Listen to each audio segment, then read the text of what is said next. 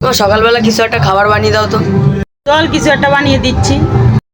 প্রথমে একটা বাটি নিতে হবে, তারপরে পেঁয়াজ কুচি, ধনেপাতা কুচি, কাঁচা লঙ্কা, লবণ, গোলমরিচ, ম্যাগি মশলা, তারপরে টমেটো সস, তারপরে দুটো ডিম ফাটিয়ে দিতে হবে।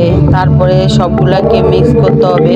মিক্স করে তারপরে একটা প্যানে তেল গরম করে তেলটাকে দিয়ে তারপর কিছুটা ডিম দিয়ে নেড়ে চেড়ে নিতে হবে চারদিকটা। তারপরে রুটিগুলোকে উল্টে পাল্টে দিতে হবে। তারপরে এক পিঠ ভাজা হয়ে গেলে তারপরে উল্টে আরেক পিঠ ভেজে নিতে হবে।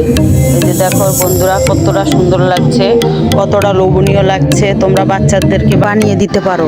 দেখো বন্ধুরা, কত সুন্দর সকালের টিফিন হয়েছে। তোমরা এভাবে বাচ্চাদের বানিয়ে দিতে পারো। বাচ্চারা না খেলেও খাবে যদি এরকমভাবে বানিয়ে দাও।